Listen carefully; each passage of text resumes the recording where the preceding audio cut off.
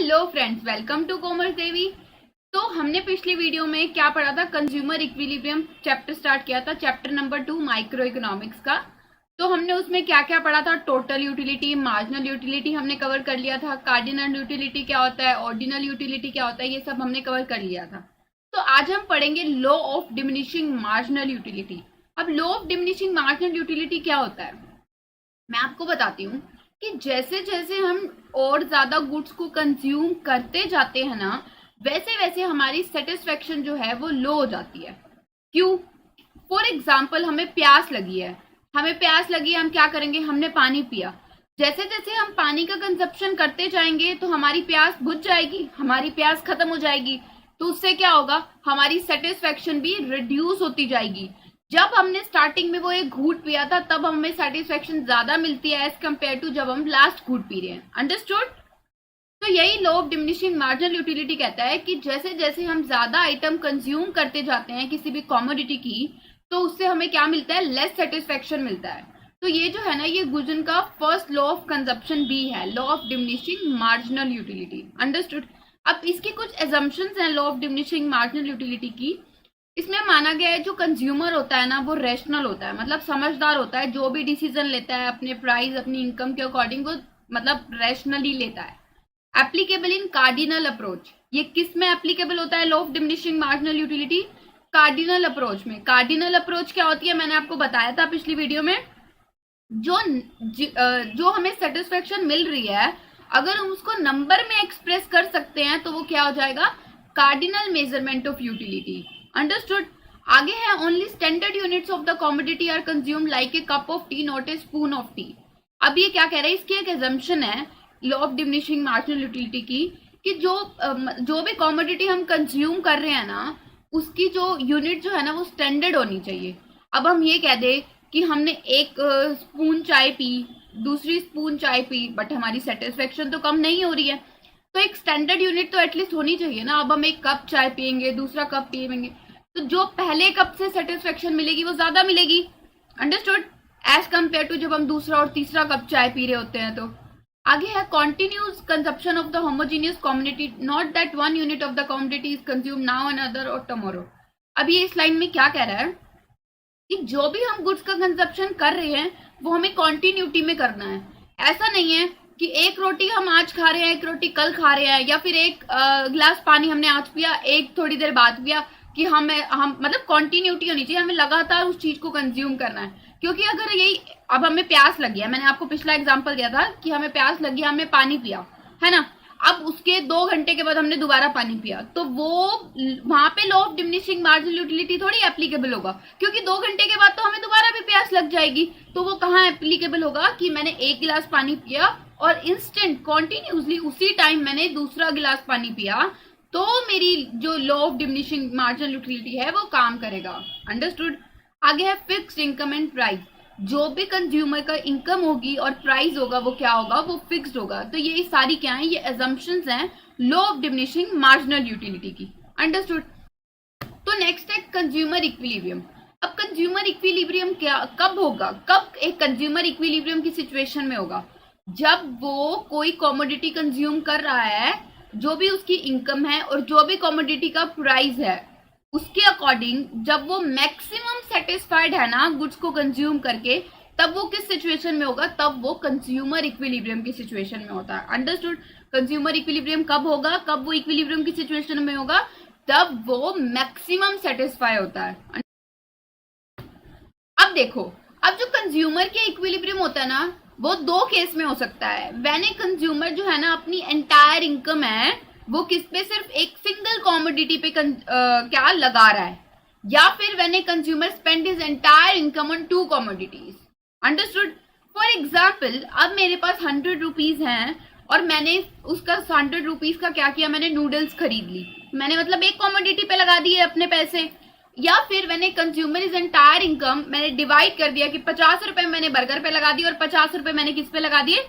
Noodles पे लगा दिए। तो मैंने क्या किया? जो भी मेरी इनकम थी वो मैंने 2 कॉमोडिटी पे लगा दी। तो ये 2 सिचुएशन आती है। अब देखो, हम पहला केस पढ़ते हैं कि पहला केस क्या होता है कि जब वो अपनी एंटायर इनकम क्या कर रहा है? वो एक सिंगल कॉमोडिटी के ऊपर लगा रहा है। अंडरस्टूड? तो तब क्या होगा? In this case consumer is equilibrium, ये एक सिचुएशन होती है कि जब उसकी जो मार्जिनल यूटिलिटी है वो प्राइस के इक्वल हो जाए तो क्या हो जाएगा, वो कंज्यूमर इक्विलिब्रियम की सिचुएशन में आ जाता है। MUX is equal to PX, इसका मतलब क्या होता है, मार्जिनल यूटिलिटी। MUX का मतलब है मार्जिनल यूटिलिटी जो मिल रही है X से। मार्जिनल यूटिलिटी का मतलब मैंने आपको पिछली वीडियो में बताया था, यूटिलिटी का मतलब होता है सेटिस्फेक्शन, कि कोई भी गुड्स को कंज्यूम करके जो हमें सेटिस्फेक्शन मिल रही है, दैट इज यूटिलिटी। अंडरस्टूड। अब एक एडिशनल चीज को कंज्यूम करके जो एडिशनल सेटिस्फेक्शन मिल रही है, दैट इज मार्जिनल यूटिलिटी। अब उसका प्राइस क्या है, उसको वो जब इक्वल आ जाएगा, दैट इज कंज्यूमर इक्विलिब्रियम। अब क्या होता है कि हम एक रेस्टोरेंट में गए और वहां हमने कुछ अच्छा मतलब डिनर किया वहां पर जाकर, और हमारे जितने भी पैसे लगे, बट हमें इतना टेस्टी डिनर था कि हमें लगा कि ये वर्थ इट है। मतलब उससे हमें क्या मिली, हमें सेटिस्फेक्शन मिली, और उसका प्राइस भी हमें लगा कि हमने इतने पैसे भर दिए, हमें वर्थ इट खाना था, है ना, वर्दी था। तो क्या हो जाएगा कि हमें जितनी मार्जिनल यूटिलिटी मिली वो प्राइस के इक्वल थी। मतलब कि हम किस सिचुएशन में थे, हम इक्विलिब्रियम की सिचुएशन में थे। अंडरस्टूड। तो ये क्या होता है, तो कंज्यूमर इक्विलिब्रियम की कौन सी सिचुएशन होती है, जब मार्जिनल यूटिलिटी प्राइस के इक्वल होती है, तो वो कौन सी सिचुएशन हो जाएगी, वो कंज्यूमर इक्विलिब्रियम की सिचुएशन हो जाएगी, जैसा कि मैंने इसमें लिख रखा है स्लाइड में। अब अगर मार्जिनल यूटिलिटी ज्यादा है और प्राइस कम है तो क्या होगा कि जब हम कोई चीज कंज्यूम कर रहे हैं, हमें लग रहा है ये चीज सस्ती है और उससे हमें satisfaction as compare to price हमें ज्यादा मिल रही है। समझ रहे हो आप मेरी बात, कि जो हमें सेटिस्फेक्शन मिल रही है उससे वो ज्यादा है और उसका प्राइस जो है वो कम है, तो हमारी सेटिस्फेक्शन क्या होगी, ज्यादा होगी। इस केस में जब मार्जिनल यूटिलिटी ज्यादा होगी ना, तो उस सिचुएशन में हम क्या करते हैं, हम और ज्यादा कंज्यूम करना शुरू कर देते हैं कि भाई हमें सेटिस्फेक्शन तो ज्यादा मिल रही है और है तो चीज सस्ती, हमें प्राइस कम देना पड़ रहा है। तो उस सिचुएशन में क्या होगा, हमारी सेटिस्फेक्शन ज्यादा होगी और हम ज्यादा कंज्यूम करना शुरू कर देंगे। अब यहाँ पे कौन सा क्या एप्लीकेबल होगा, अभी मैंने आपको बताया law of diminishing marginal utility. जैसे जैसे हम ज्यादा कंज्यूम करेंगे हमारी सेटिस्फेक्शन क्या होती जाएगी, वो कम होती जाएगी। तो जैसे जैसे हमारी सेटिस्फेक्शन कम हो जाएगी, फिर से वो एक सिचुएशन आ जाएगी जब मार्जिनल यूटिलिटी जो किस के इक्वल आ जाएगी, प्राइस के इक्वल आ जाएगी, और कंज्यूमर कहेगा नहीं बस अब मुझे और कंज्यूम नहीं करना है, या फिर मुझे अपना कंजप्शन और कम नहीं करना है। तो वो कौन सी सिचुएशन आ जाती है, वो कंज्यूमर इक्विलिब्रियम की सिचुएशन आ जाती है।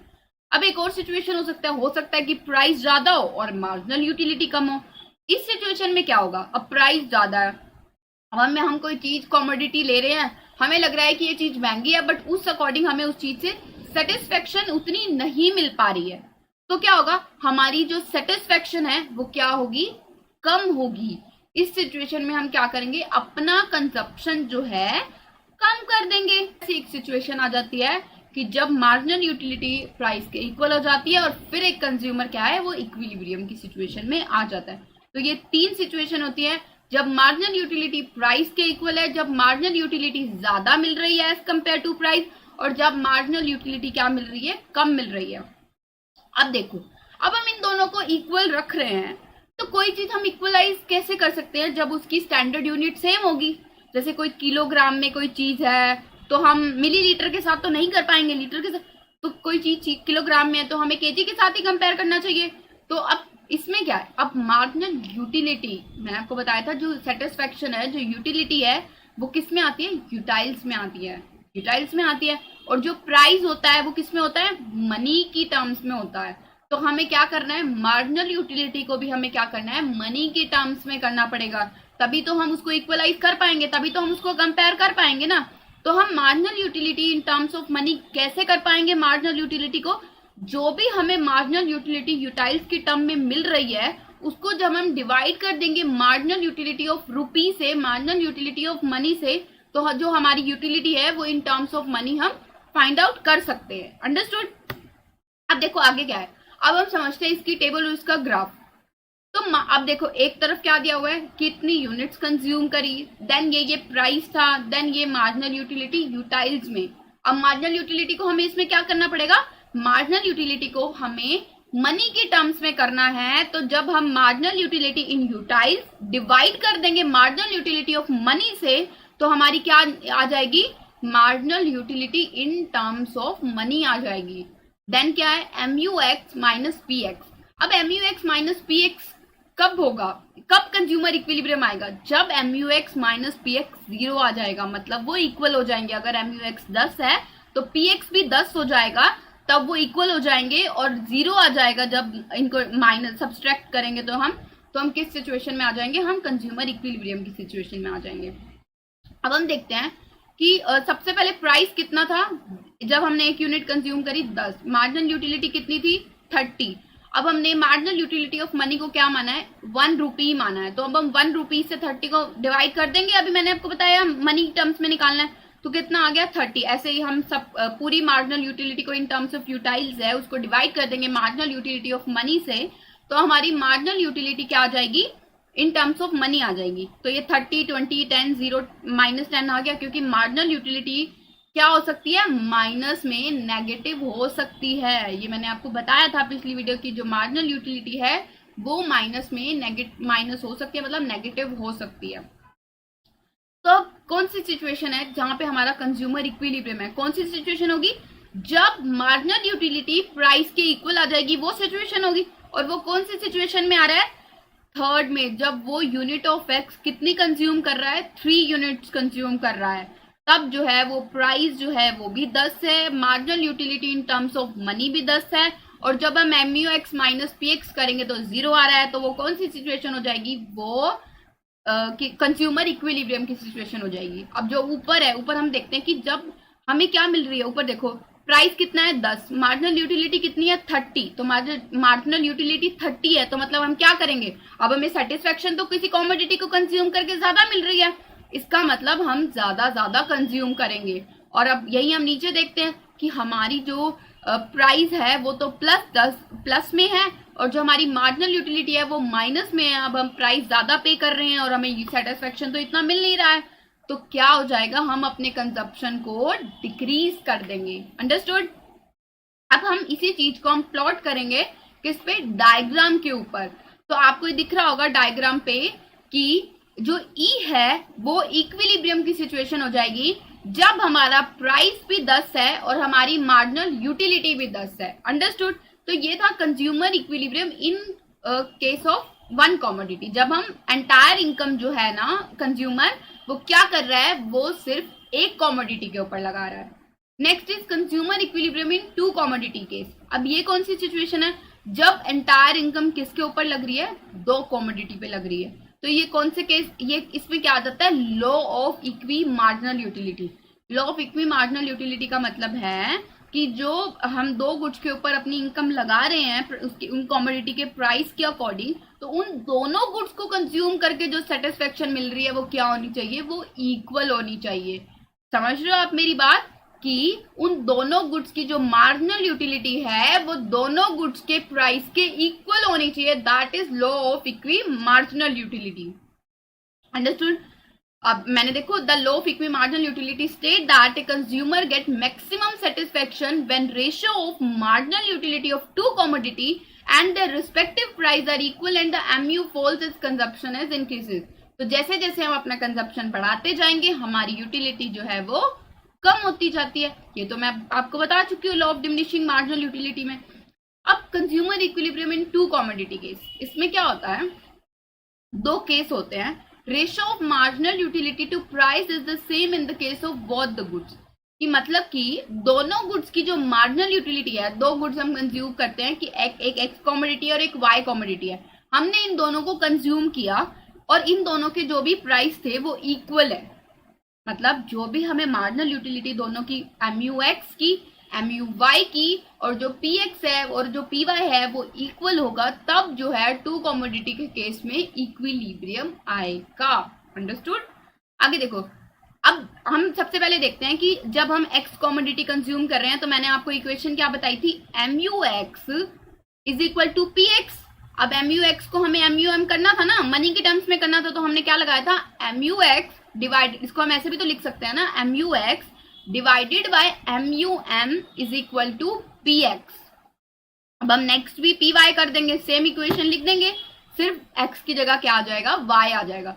अब हम इसको क्या करते हैं, इक्वेट करते हैं, मतलब इक्वल करते हैं।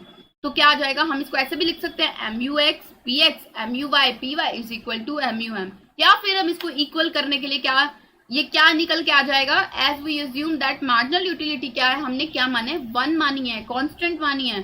तो क्या कब इक्विलिब्रियम की सिचुएशन आ जाएगी, जब M U X divided by P X is equal to M U Y by P Y आ जाएगा, तो कंज्यूमर इक्विलिब्रियम आ जाएगा in two commodity case. Understood? तो ये होता है consumer equilibrium in two commodity case, जब M U X divided by P X is equal to M U Y by P Y आ जाएगा। अंडरस्टूड?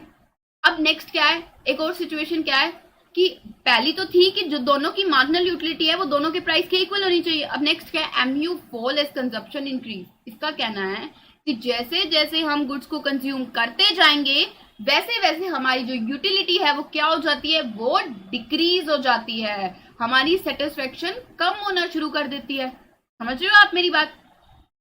एक बात बताओ कि अगर आप 2 गुड्स पे पैसा लगा रहे हैं, फॉर एग्जाम्पल हम लेते हैं एग्जाम्पल एप्पल और ऑरेंज का। अब हम एप्पल खरीदते जा रहे हैं, अगर law of diminishing marginal utility apply नहीं होगा, मतलब हमारी सेटिस्फेक्शन कम ही नहीं होगी एप्पल खरीद के, तो हम ऑरेंज की तरफ जाएंगे ही क्यों? तो हम तो सारा कुछ एप्पल ही खरीद लेंगे, तो हम दूसरे गुड्स तो खरीदेंगे ही नहीं। जब तक हमारी मार्जिनल यूटिलिटी उसको खरीद के कम नहीं होगी तभी तो हम ऑरेंज की तरफ शिफ्ट होंगे ना। तो जैसे जैसे हम एप्पल की कंजप्शन ज्यादा करते जाएंगे, हमारी उससे सेटिस्फेक्शन जो है वो कम होती जाएगी, तो हम उसकी क्वांटिटी को डिक्रीज करके एप्पल की क्वांटिटी को हम क्या करेंगे, ऑरेंज की क्वांटिटी बढ़ा देंगे, अपनी इनकम ऑरेंज पे लगाना शुरू कर देंगे और एप्पल पे कम लगाना शुरू कर देंगे। तो यही तो है law of diminishing marginal utility. Understood? तो ये 2 केस हैं कि जब एमयू फॉल होता है तो कंजप्शन मार्जिनल यूटिलिटी जैसे जैसे हम इट मीन्स कि जैसे जैसे हम कंजप्शन बढ़ाते हैं वैसे वैसे हमारी मार्जिनल यूटिलिटी है वो डिक्रीज हो जाती है। अब इसकी कुछ सिचुएशन है, देखो।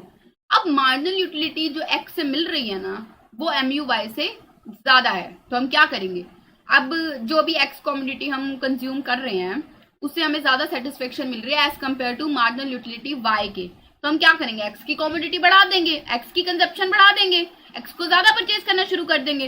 तो क्या होगा, इससे क्या होगा, जैसे जैसे हम एक्स को ज्यादा परचेज करेंगे तो हमारी यूटिलिटी जो है वो डिक्रीज हो जाएगी, और एक टाइम ऐसा आएगा जब M U X divided by P X equal हो जाएगा M U Y divided by P Y के।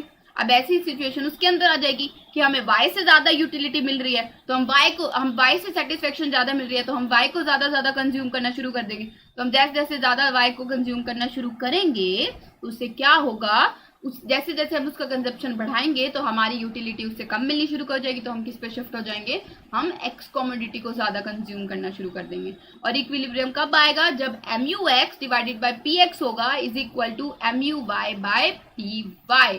अंडरस्टूड? तो ये था consumer equilibrium in two commodity case. तो आज हमने क्या पढ़ा, सबसे पहले हमने पढ़ा law of diminishing marginal utility क्या होता है।